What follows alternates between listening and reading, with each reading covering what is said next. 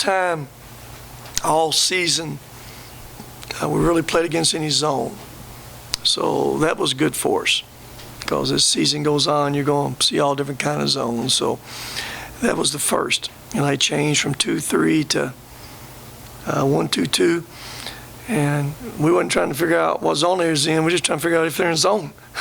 So, hey, that was adjustments some of us had to make. I thought the first half, we give up too many points. I thought we was okay offensively, okay at best. We still had 40-some points. I just thought we gave up way too many points at halftime, 34 points. Second half, I thought we were better defensively.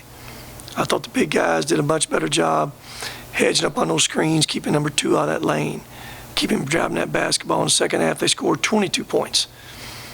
Then attacking the zone, attacking the man. I thought we did a much better job, getting along the baseline, getting into high post, driving it to the paint, getting fouled. And again, I think we shot 20 free throws the second half and 37 for the game, and made 31 out of 37 free throws. So it's very obvious we got to keep getting better. As you guys well know, we go on that road now for about 2 months.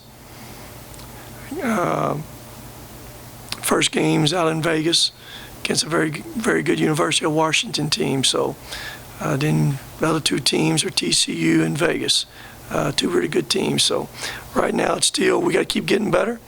But I was proud we was able to get our bench in tonight and let them play through mistakes and let them play a lot of valuable minutes. Left them in there, in some runs. I thought TJ and Damari, second half, kind of helped get us a little run right there.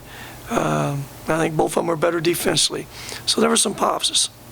You were able to utilize the bench, like you said, a lot tonight, tapping in for a lot of minutes. What role did that play in tonight? Well, again, Matthew, y'all have heard me say this all year long. I mean, we got to play them.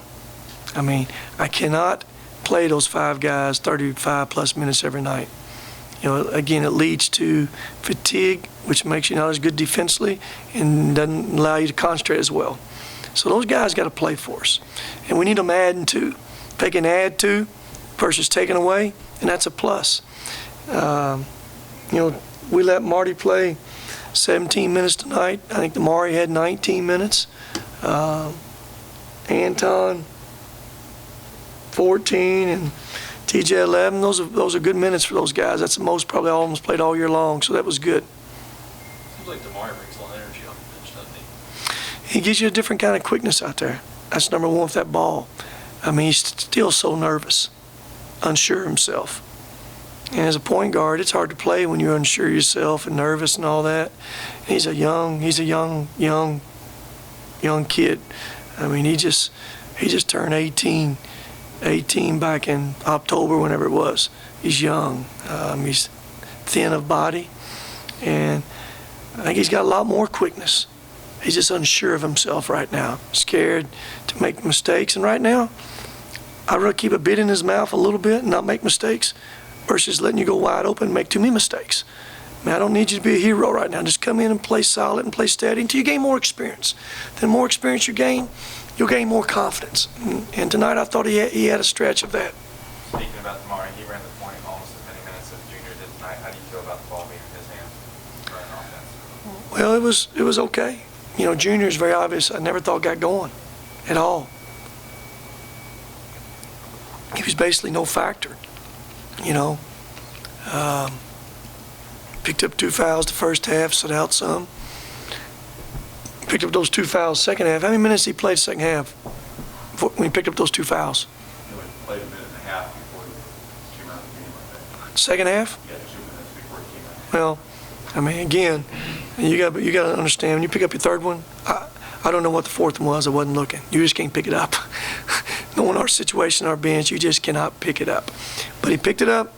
We was able to throw Damari out there, and he played a bunch of minutes for us. You have to see a scenario where it's point guard by committee then until Junior figures it out. I don't know about committee. We ain't got a big, large committee. What's your committee? I mean, I always thought a committee was more than 2. It takes quite a little bit, so at the point, a little bit. Yeah. Don't put him in that committee. Okay. No. Our third guy would be TJ. That'd be our third guy. So, never got around to that. And we was open tonight to play Damari out there with Junior at the foursome. We wanted to play that a little bit. He picked up those fouls second half. We never got a chance to do that. We got to play that lineup some too. Rick, what do you like about coaching Anton? The first thing about him, I mean, he's my kind of guy from one thing, toughness. That's what I like about Anton. You never know maybe what's coming next play with him sometimes, but the one thing you never question is his effort and his toughness. I can live with that, you know. I can live with a guy like that right there. And that's the kind of guy you need coming off that bench, you know, give him some different things. You never know where he's going to jump up and shoot it from or how he's going to try to score it from. Sometimes it's, you know, good, and sometimes it's not as good. But again, I can live with a guy that plays hard every possession. That's what he does. Do you think in your career you've ever had to go on the road for a month straight? You're about to? You know the answer to that already. Just a guess, yeah. Yeah. You know, again, what it is kind of what it is. You know, we'll be gone for whatever, you know, 4 weeks, 5 weeks. 29 days. 29 days. Lord have mercy. 29 days. You know, again, hey, you know, we got to play what we got to play. You know, the hand has been dealt to us, and I don't think anybody in the country wants to go play 29 games or 29 days away from home, especially when you got a new team that you're trying to figure out what's going on with them, try to get them better. You know, everything gets magnified on the road. It's when you get squeezed. Margin for error that gets less. You know, that bench, you know, you can't allow them to play through mistakes as much. But it will make us better. That's the way we're going to look at it. We're going to take each game, one game at a time. Starts with University of Washington, one of the most talented teams out there. One of the probably most talented young guard in the country. I think he's averaging about 25 or 26 a game. So that will be a different challenge for us. But again, those kind of games, you know, bring out the best in your team. You know, I like it. You had 18 in the first half. What kind of impact does that have on the game, and what do you need to do to get him to continue to score in the second? Well, I don't think he got many shots second half. I mean, he only got 2 shots second half, if I remember correctly. Anybody got any better stats than that? You're right. 2 shots. I mean, hey, you know, those are real efficient stats right there. 5 for 6 free throws, 3 for 7 free 3-pointers. I think he made those 3 first 7-8 minutes of the game, didn't he? You know, the second half, that ball went inside a little bit more, around that baseline. We got fouled a little bit more, so he probably didn't get as many shots. But we need him to score every night for us. You know, it's very obvious he's a capable guy, and I was glad to see him be aggressive. I mean, we've all seen him at different times kind of not be as aggressive. And again, against zone sometimes, you know, you got to know when to, you know, score early against, or you got to score efficient. You got to slow down sometimes. You can't let zone speed you up. You got to be, you know, patient enough and decisive enough to get that ball around that baseline some. You just can't fall in love with shooting threes. And I think the second half, we probably didn't shoot as many. I think we shot 6 second half. Anything else? I got a question. Rico, you had 14 fouls called against them there in the post. Was that a concentrated effort on y'all's part to get the ball in the middle there? Well, 2 guys foul out, another had 4. Yeah, we're always. You didn't ask a question last time. Well, I asked you, but it was kind of good. Okay. We're always going to try to get the ball inside. I mean, I always say, you know, you got to throw it inside, got to throw it to the paint, you got to drive it to the paint. And again, we're very conscious of that, you know. And I think there's one stat probably, and you guys probably got it. Through both exhibition games, and how many games is this now? 6 exhibition, 4 games. There's one stat I know jumps out at us is free throws. We've made more free throws than our opponents have attempted every game. There's probably a big difference in that. Who's got that stat? Matthew, you should have that. Chad, where you have that stat now? Y'all should have that stat right now. You should know how many we've made compared to how many opponents have attempted. I'm saying there's a big difference in that. We need that. We need that efficiency of that. Then we just got to keep getting more efficient. You know, Justin's playing all the 4 spot basically every minute.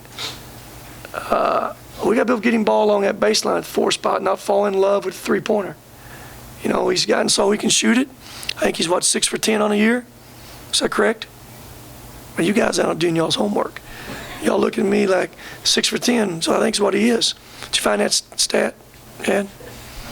You know, we got to keep getting the ball to him along that baseline.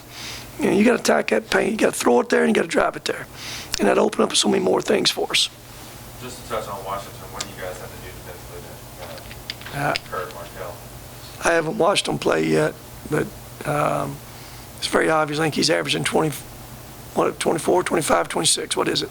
25 a game. So the 4 or 5 games they've played, whatever it is, it didn't work very well for those teams. You know, he's a talented guy, man. We got to find ways to limit him. Whatever those ways are, we got to find ways to limit him. Who that guy is, I don't know.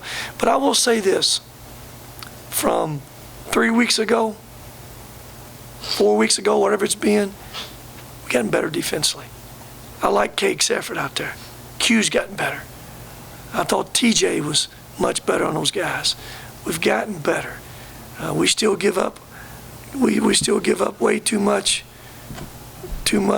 on that bounce still, but we've gotten better at it. Go ahead. Rick, at least in the regular season games, the opponents have tried 46 free throws, and you've made 84, and I believe, and Chad, tell me if I'm wrong, tonight the Hilltoppers made 31. I think it's the most that the team's made in 15 years. Rick, is that good concentration on their part, or is it confidence, or both? Well, maybe it can be all of it. I don't know. It's just something of value when you play. It's something as a coach, as first stat I'm gonna look at every time. You go on the road, 2 stats to have a chance. Always look at the rebound war and the free throw war. And that's where that games are won and lost on those roads, most in that paint. And that tells you, are you rebounding it, getting second putbacks? Are you throwing it in there, getting fouled some? Are you driving it in there, getting fouled some? And you got to do that because those free throws, and I've said this, I think everybody agrees, we're a good free throw shooting team. When we miss a free throw, it surprises me. Kind of disappointed when we miss one. And we miss kind of like 2 or 3 in a row in the second half. You thought it was bad, but we still go 16 for 20. You know, on a year, we're probably 78, 79%. And that's a good stat.